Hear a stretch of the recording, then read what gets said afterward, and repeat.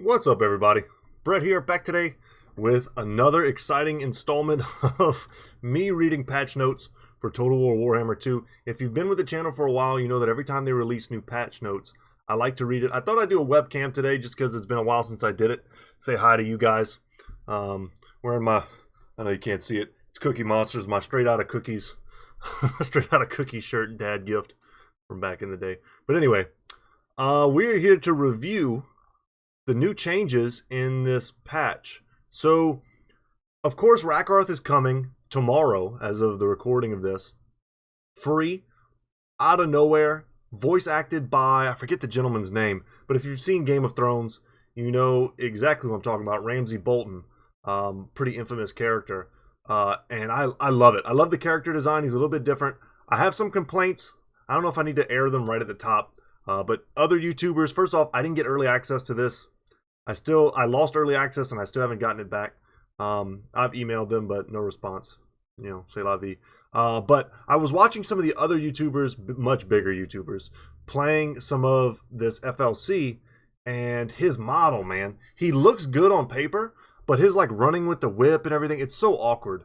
Hopefully this is stuff that they take into account and they fix. Maybe the people who are playing it right now have, you know, their early access, but maybe it's on like a previous build and certain things will be fixed before then. I don't know. But what I do know is after kind of glancing at this this list here, not really going too deep, just deep enough to kind of get the gist, and spending a few minutes on Reddit trying to get like the general consensus of, is this patch liked? Is it hated? It seems to be overwhelmingly positive. And CA normally does a good job of changing stuff. So I'm excited to see exactly what it is that they have changed. So that's enough of a preamble. This is for you guys who don't have a chance to read these updates, but perhaps it's more enjoyable to listen. So what else update? Forge of Daith. So I'm going to speak sometimes more in general, just because the reading can get tedious when you're talking about just a wall of stats. So the general idea here is that if you have played the Sisters of Twilight DLC, and you've played as the Sisters of Twilight, they have a Forge of Daith mechanic, which allows them to occasionally craft an item, right? The items are overpowered, but they're cool. They're very like lore friendly and thematic. But, and even the concept was good, right? The concept was good. Like, you're being rewarded by Great Uncle Daith, right? Giving you kind of all the goodies every time you do something cool. They had to change it because what would happen is you get all these super powerful items super fast, and then the whole mechanic behind their faction is like obsolete by like turn 50. And you know, if you're going for a long campaign, you might have 150, 200 turns, where I forget what it gives you, some like basic bonus or something. I forget what it used to give you once you ran out of items, but it was just lame. It was lame, and they've changed it. So now that the player has full agency over what items they can unlock, upgrade, reforge, and in what order, they've nerfed them. So they're giving you a little bit more flexibility, but they're also nerfing them as I think they needed to. They were pretty busted. Okay, Crone Hellebrand. There's some changes to pretty much all of the Dark Elf lords, I think, except for Malekith, to bring them more in line with. It's more of just like a general like push up, like helping them in the right direction to be a little more attractive to people who have gotten used to the high standards of DLC that CA has set. So Crone Hellebrand, if you've never played as her, she has a mechanic, which sucks. It has always traditionally sucked. Blood Voyages, right, and Death Knights. It's kind of her own unique deal. It's like a bar that you have to fill up. You fill it up, you get bonuses. You let it go too low, you get negatives. The negatives were really harsh. The bonuses never felt like they were worth it. The army that would spawn as a result was like, it wasn't fun, guys. Like the purpose of a mechanic is sometimes to be challenging, so you overcome it, you feel accomplished, and then ultimately you get like this great reward out of it, and it's fun, right? It's all about fun.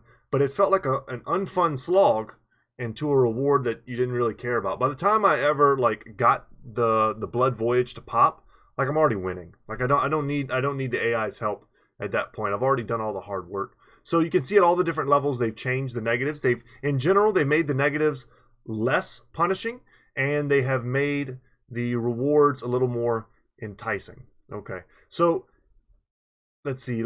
I just want to pick out the really important stuff. Let's see. So you get public order penalties. The actual Blood Voyage army that'll spawn takes damage from attrition if you let the level get too low. You get bonuses to her thematic units like Witch Elves, Sisters of Slaughter, Death Hags, Canaan Assassins, and Hargoneth Executioners. You'll start getting bonuses to them in public order. And if you can keep your level high, you won't take any attrition to that army, and it'll be able to do whatever it wants. But the Blood Voyage normally doesn't have replenishment, but at level 5 it does. So even in enemy territory, which is kind of interesting, you can keep that Blood Voyage going as long as you're able to continuously meet its demands. So very cool. Greatly increased movement range, so it can actually get to Ulthuan. It can actually get to the places it needs to go before it disintegrates. It's not unbreakable, but it does have perfect vigor and additional benefits based on her knight level, which we just kind of went over broadly. But it's no longer able to replenish. So I think those are good, needed changes. But here's the thing that they're generally doing with all of these Dark Elf lords, is they're making them more unit specific so that it feels like the campaign is more thematic. So Greatest Bride of Cain is a new innate trait that she's getting. Grants 10% weapon strength to Witch Elves, Sisters of Slaughter, and Hargoneth Executioners. And Champion of Cain now grants 10% missile resistance to Witch Elves and Hargoneth Executioners, making you much more incentivized to take these units into your army, even though maybe in the late game there are, stronger, more like OP builds that you could take. It lets you take them in, have more fun, get the bonuses from her, Death Knight stuff, and let these stack. You get these huge physical resistant bonuses. Now you're rocking like Witch Elves that like can't be killed. Super fun. Sounds fun to me. I love the thematic armies. I'm all about it. I don't like building, spamming out black dragons or whatever to win a legendary campaign. I don't have any fun doing that. So Lokir Felheart next. He gets a unique agent, the Blessed Dread. So the whole deal about Lokir Felheart is he's a pirate. He's a pirate on a black ark. That's like all about his lore. So he has a unique black ark.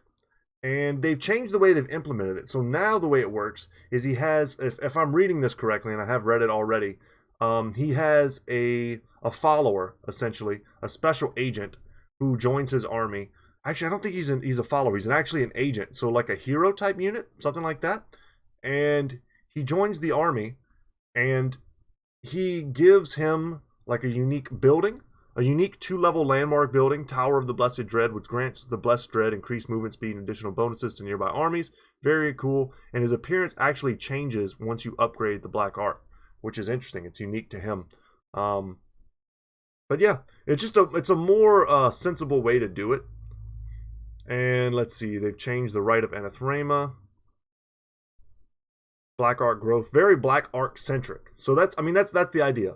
Crone Hellebrand goes back to units that worship Cain. Lokir Felheart goes all about the arcs, and new effect. Let's see, Kraken Lord is his innate trait, causes fear for Corsair units. Cool. And immunity to deep sea storm and reef attrition for his army. That should have always been a thing. I've played Lokir Felheart campaigns, and the first thing that would happen is I'd go out to sea, I would start getting attrition, and I'd just look at my computer like, what am I looking at? Why is the Lord of the Deep Sea like this, ridiculous pirate on a ship the size of an island? Why is he suffering reef attrition? It just was goofy. So it would totally it was immersion breaking for me. But yeah, lots of other good abilities, lots of other buffs, and once again things to make him more unit specific.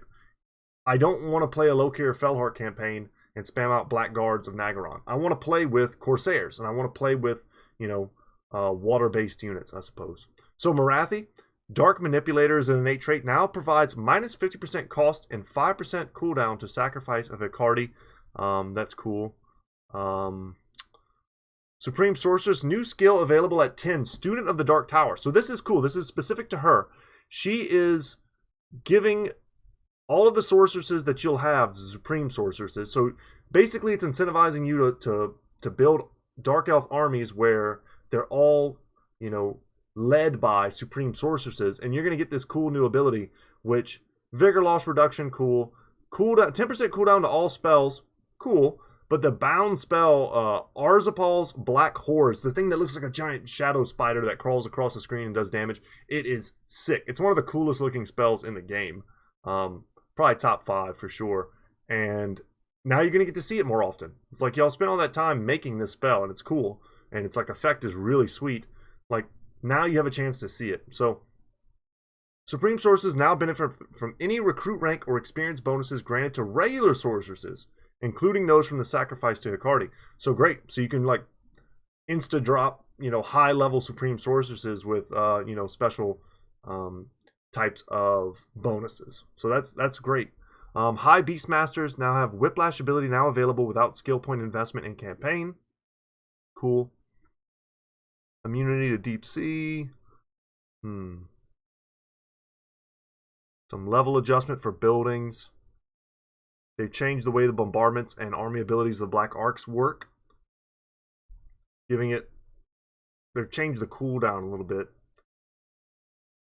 Tweak the Black Arc map to improve line of sight and pathfinding. I wish they would change it so that if I'm in control of the Black Arc, I start at my army at the top of the hill instead of at the bottom.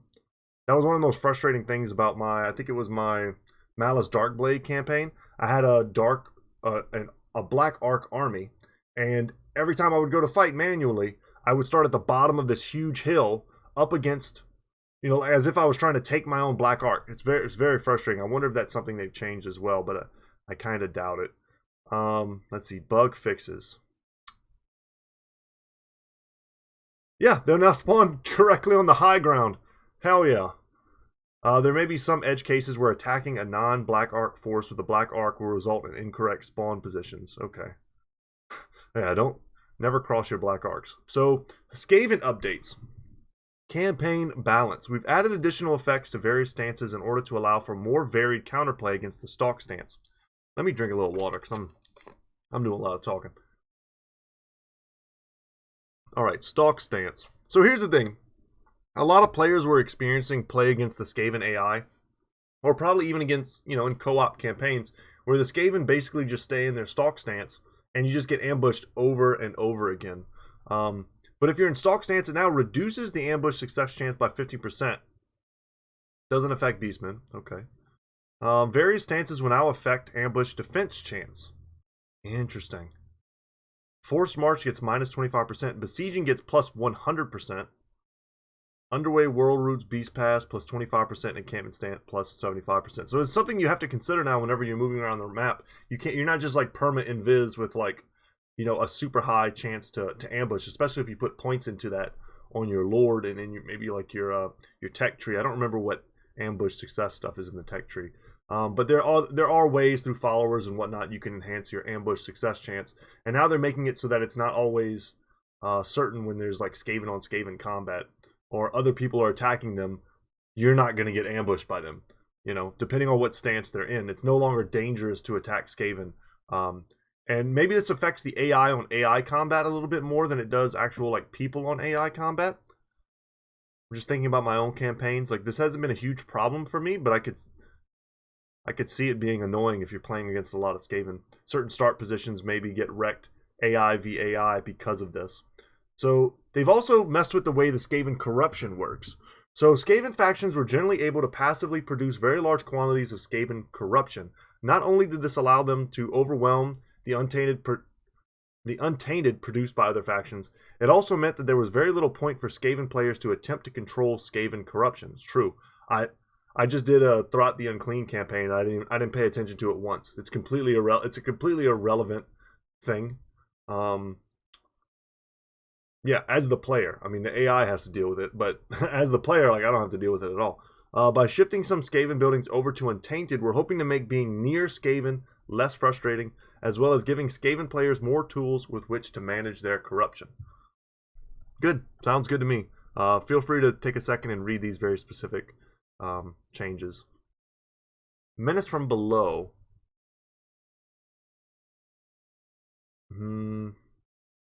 Overall, this means that a slight reduction to the number of Menace below charges passively gained via Skaven corruption. However, the player will more reliably be able to generate additional charges via food purchases or undercity buildings. Okay. Minor Skaven factions will no longer perform the Scheme of Doom or the Pestilence Scheme. That's kind of good. Yeah, some random Skaven faction with like one city left, just like you know, putting the Pestilent scheme on your capital is just so miserable. Let's see, anything else? Clan Pestilent units will no longer take attrition from Skaven plagues. That's pretty funny. It's all factions.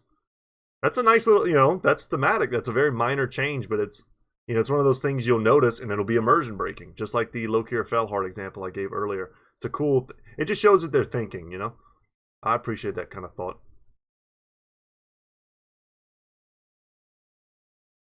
Skaven will now use a walled settlement map when defending Empire forts and High Elven gates. Okay. And giving them access to fort-specific maps in future. Okay. I love the fort maps. I think they're what the sieges in the game should be more like. So anytime, if we can get more of those types of maps, I'm in. So bug fixes, and I know it looks like there's a ton more stuff to read, but we're actually, once we get to about here on my scroll wheel, it's going to be, the rest of it is in Chinese. So there's not that much more left to go. Bug fixes and campaign balance changes. Let's see. Increase the base growth on most Tomb King buildings by around 20%. Thank God. I tried playing a Cetra campaign just for fun the other day, and I got like maybe 40 turns in, and I had nothing. Like, I was conquering with a basic skeleton army, and my settlement was just like garbage. So, I mean, it's so slow. The dwarves are the same way now, and they were already slow. It's kind of miserable. Let's see. Dryka will scream. Okay, what do they say here? Dryka has calmed down a bit and will now scream less frequently on the campaign map. Thank God. I started a Dryka campaign just to do in my free time, and just because I hadn't messed with her at all since she came out, and she just was screaming nonstop like Malice did when he came out, and the demon was just constantly talking, which is frustrating when you're trying to make like an episode about it and talk through all your moves, and then he's just in the background like talking. Super annoying, so I'm glad they changed that. Let's see. Give me a second here to scan. Okay, that's all the major stuff.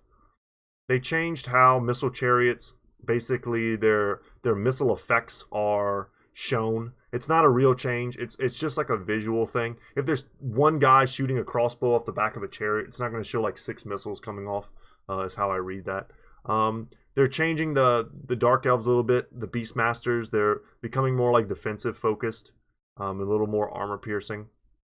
So they're not as high like in the melee attack. Wood Elves Ariel is no longer unbreakable, but she still has 90 leadership, pretty good, and they've taken away a bit of her mass. Glade Lord on the Great Stag is getting more armor piercing. Cool. They've lowered the hit points of the Lost Sylvan Knights, which kind of sucks. I already think they're a little expensive. They're great, and they can kind of single-handedly win you the match in multiplayer if you are facing someone who's not prepared to deal with an ethereal unit, but that's true of all ethereal units. This just makes them more susceptible to magic damage. Stuff like Fate of Buna will just insta-kill them, making them squishier. Giant wolves no longer like wreck gates, which was I never thought made sense. Their melee building damage changed from 40 to 5. So they would melt gates before, and I'm guessing now they won't. I guarantee, look, if my house was surrounded by wolves right now, none of them breaking down my door. I don't care how many wolves you put in my backyard, they're not making it through my back door. It's just not happening. So I don't know how they're supposed to be taking down castle gates, but Super Squigs getting way more hit points. That's pretty cool. Because in the, is it Wurzag's campaign, I believe? I think it's Wurzag or Skarsnik's campaign. There's a quest where you just like, from all sides, man, Super Squigs start coming in, but you can basically pop them like instantly. You just click one of your archers on them, they pop it, turn one of your archers on the other one, they pop it. But at 660 HP, they're way scarier now. I mean, literally 6 times the amount of effort is needed to kill them. So I imagine they'll be getting in. They're very like, this is basically a bloated corpse, if you're not familiar with what a Super Squig is. So the Skaven, Throt the Unclean, is losing some mass and also 10 melee defense. And I think it's more of a general, they're trying to nerf the Brood Horror, who is so good that they've basically made certain other Skaven monsters obsolete, or at least that's what the community has felt like. They've lowered their mass, to be such that if they get in a blob of infantry with the new infantry mass changes, they won't be able to pull out. They'll be stuck. And they're squishy. They have replenishment, but they're still squishy. And it'll make them much more dangerous to leave them in sustained combat, I think is the general idea. And they've taken away their innate missile resistance of 15% and brought it down to 0. So a huge nerf, in my opinion. So Lizardmen, Ancient Salamanders have their mass change as well. If you look at their models, they're almost identical to the Brood Horror. So kind of makes sense. Ability balance changes. Whiplash for the Dark Elves. Ability can now only target large entities, but is no longer prevented from targeting lords and heroes. Seraphon quails in fear. Hilarious. Let's see. Black Arc abilities, 60-second cooldown. We talked about that a little bit earlier. Squigs go boom. Damage to self from 60 to 1,000. It's to account for its increased HP. Skaven. Oh, all right, let's get to the important stuff. These are very minor changes. A little bit of a nerf to Pestilent Breath, making it cost 2 more. Poison Wind Contact Phase. This might be important. Damage chance from 0.5 to 0.375. This effectively means to get full value, the target will need more entities in the unit. Effective entity count from 56 to 75. So, if you have been playing with the Skaven, you'll know that the Poison Wind, Globadiers of every type, the Mortars, I guess, all of those types of units that do almost like grenade effects for the Skaven have been made deadly. They're super cost effective, and I think this is making it so that you're not going to get huge value from targeting. You know, let's say you're targeting a unit of great swords and there's only 20 of them left. Your chance to hit them is going to go down significantly. And therefore your DPS against that group will go down as a result. But if you're targeting a large blob, then you're getting up to like maybe a maximum effective entity count up to 75. So your chance goes up to the maximum chance of hitting. But overall, your odds of hitting will still be lower overall. So that's how I'm understanding that. I think I'm correct. But it's just a general nerf, I think, to Globadier type units and Mortar type units for the Skaven. So Wood Elves, Acorns of the Oak of Ages. I don't even know what that is. I don't know what that is. Are these, you know what? Maybe this is from like a quest battle whenever you're defending the Oak of Ages. This must be some sort of like almost like a Black Art bound abilities that I haven't had a chance to play with. I haven't played a full campaign as the Wood Elves since for a long time. I mean, I remember when the Wood Elves came out, and I played the man, only the real ones will remember the old bonus like mini campaign where you played as the Wood Elves versus the Beastmen. Man, I don't even know. Can you still play that? Maybe on Warhammer 1, I guess.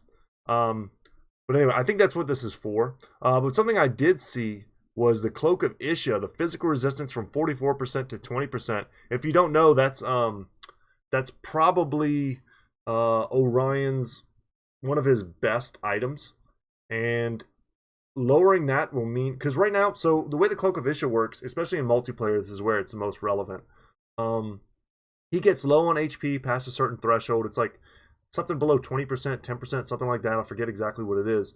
But he starts getting big regeneration, which obviously will bring him back up above the threshold. But he also would get 44% physical resistance on top of his natural magic resistance, missile resistance, and also I think he already has a natural physical resistance, and he honestly has a decent amount of armor. I think he rocks like 70. If you play him in the campaign, you can get him up to like huge amounts of armor depending on how you level him. But anyway, it would make it so that he's incredibly hard to kill once Cloak of Isha pops. His resistances would just be too much. His heals are too much, and you would find in a multiplayer game he would be the last thing standing, and your opponent might have like a ragtag army left, and they would try to take him down, and he would just solo all of them because they just don't have the DPS remaining to break through whatever, whatever the physical resistance ultimately would be, plus the regen, plus the armor, plus I think he has pretty good melee defense.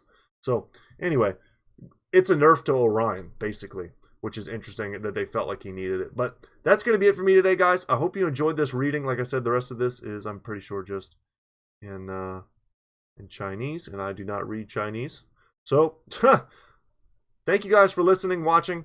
Hope y'all enjoyed. I hope you have fun with the new FLC tomorrow. I'm as excited as you are. Your guesses are as good as mine as to what the new content will be. We're all waiting for the announcement for what the DLC will be. Everyone's speculating right now it's Beastmen versus... Some people are guaranteeing it's the Lizardmen. Some people are guaranteeing they're going to break their stated rule of not putting two Warhammer 1 races against each other in Total Warhammer 2. Personally, I hope that's what they do. I think at this point, High Elves, Dark Elves, Lizardmen have 6 Lords. Do the Skaven have 6 as well? 6 or 7? I don't even remember how many the Skaven have now. 6 or 7.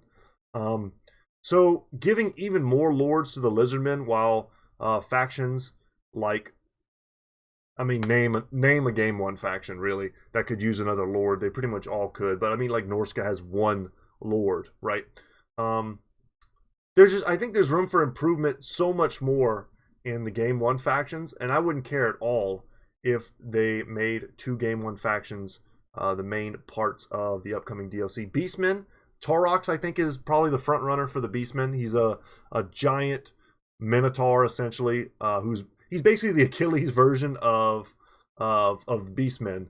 He was like dipped in brass, and the only part for him that's exposed is his neck, and he's just like this giant murder machine. Would make a very sweet, very awesome addition to the game. But who he goes up against, it's kind of anyone's guess. My personal hope is the dwarves. I would love to see one of the engineer types come into the game. I would love to see like giant airships. I mean, there's so much that I want to see in the game. It's almost pointless talking about it, but we'll find out when the time comes. I hope you guys enjoyed this. Once again, my name is Brett. Channel's Goodtalk Gaming. I might do some multiplayer battles with Rakarth tomorrow just to showcase him. So yeah, hope you guys enjoy. Have a good day. Have fun tomorrow whenever you get to play as Rakarth.